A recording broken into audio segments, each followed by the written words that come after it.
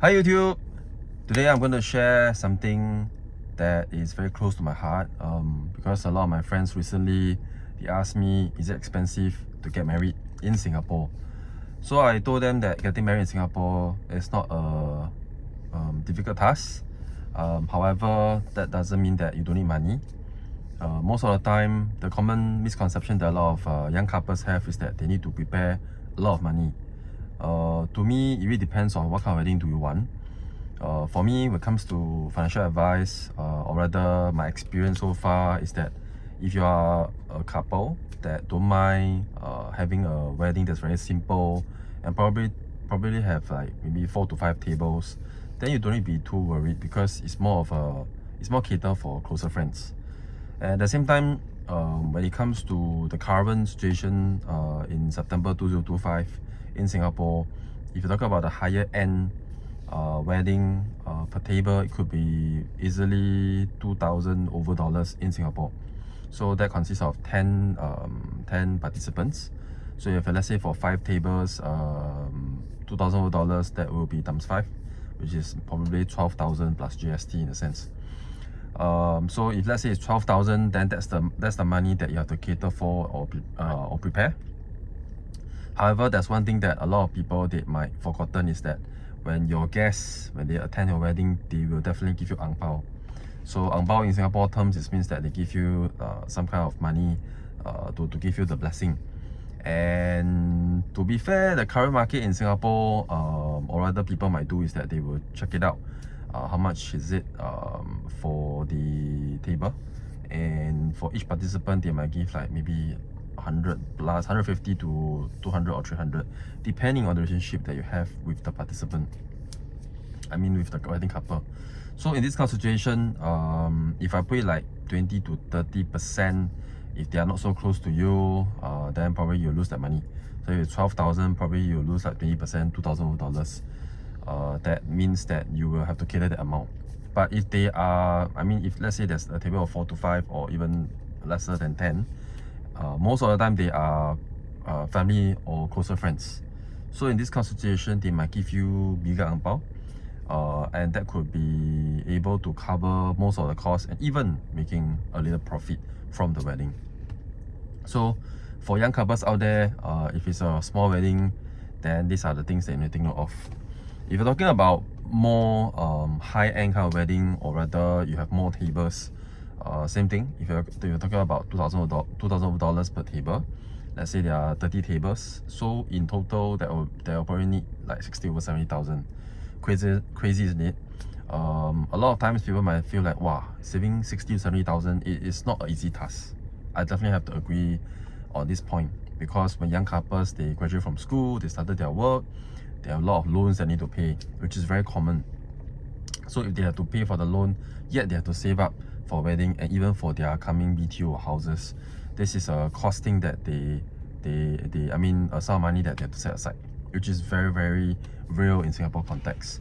In this kind of situation, I personally think that if you're looking at, let's say 30 tables, $64,000, it's probably the same thing. There will be a bunch of friends that's closer to you, they give you more.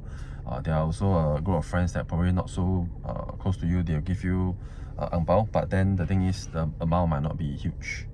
So if I look at it, probably 60 over, let's say using 60,000 as an example, probably you can cater 15 to 20k just in case there's a loss.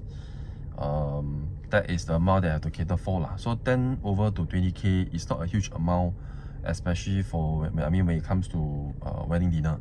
So don't be too worried about saving a lot for your wedding dinner. It's actually not so scary.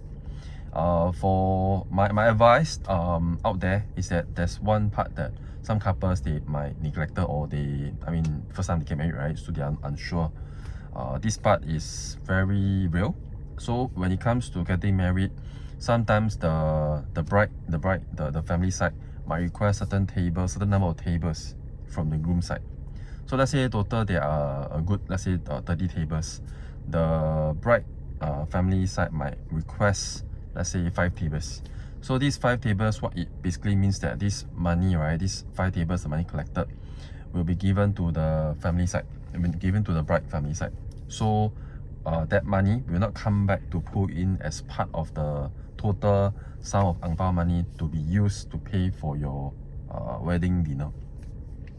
So that's the part that to me, if I put it in a not so good way, probably it's like a sunk cost.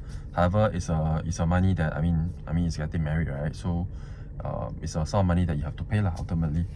Yeah, I mean also to thank the bride family side for taking care of of your wife for the many years, right? So in this kind of situation, that's the money that you cater for. Other than that, I think most of the couples at night, what they will be thinking of is that they have to, I mean, if let's say they are not so drunk, then what they have to do is they have to count up the money, the ang pao, right? How much they have. Sometimes you might have to ruin your sisters, your brothers in a sense. If not, you can just count by yourself with your your husband and wife to count the money. The very next day, you have to prepare the money to give to the hotel per se. So so don't need to be too worried. To me, I think in Singapore, if you are a medium income family, I guess 15 to 20,000 is the kind of money that you can set aside to get married lah. Other than that, the rest of money will come for the ang pao. So this is pretty much if you're talking about Chinese family per se. If you're talking about let's say other races, to my understanding is that if you're talking about Muslim weddings, it is also not so cheap, because some people might say that they will have the wedding dinner at void deck. But in recent times in 2025, I don't see that often. I partly guess that most of them have upgraded and they also go to hotels. But mind the fact that even if it's at void deck, it's also not so cheap. To my understanding, it could easily cost 30 to 50,000.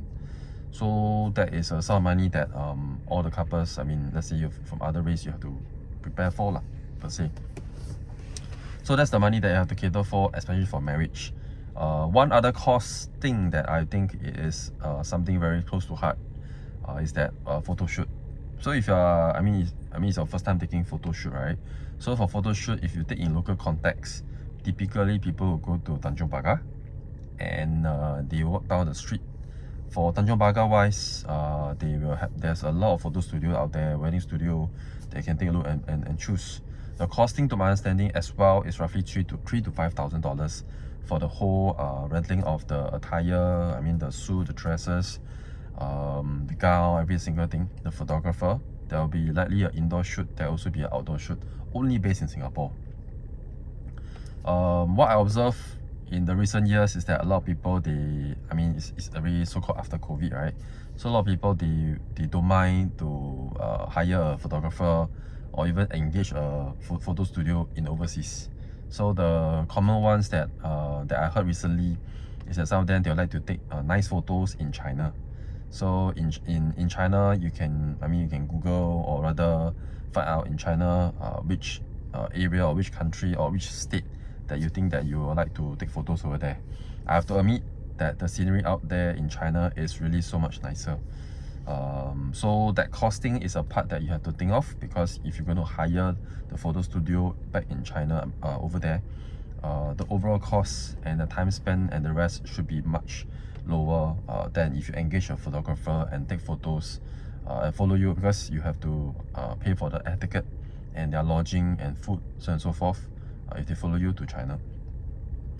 So having said that, I guess pretty much this photo shooting is the only sunk cost, because you cannot recuperate the cost, because it's meant for good memories. There's also a fun fact that I have heard over the years, is that the photo shoot, once you've taken, most of the time the photos in the photo album are kept somewhere. Some of the couples, they're married for longest time, they will joke that they do not know where is the photo album, and also the fact that some of the photo album are under the bed. So that is something that is interesting. But to me, nowadays are all soft copy. Photo album is just to display during the wedding dinner, just for good memories, and of course for your guests to give you good blessing. So all in all, if you look at it, what I want to summarize is that if you want to get married, do not be too worried about the wedding cost and even photo shoot. So if you can prepare a good probably 15 to 20,000 or even 25,000, that will be more than enough in case of any loss in the wedding dinner, or even for the photo shoot, which a sum of money that you cannot take back lah. Yeah, so this is what I want to share today. It's on finance side, especially for young couples, because I really think this is something that was never taught in school. And even so, let's say your parents will give you advice. Their marriage could be many years ago. So over the years, these are the experience that I have, and it really depends on you how you want to plan your wedding. Yeah. So this is all I want to share for today for all my followers and even subscribers. I really hope that what I share is very relevant to you, especially in Singapore. I mean, if you're from other countries, if you catch my video, please comment down below and share with me like how is it over there for the wedding planning in your country. Okay, so thank you so much for watching, and follow and subscribe for more content. This is Shrif. I see you soon.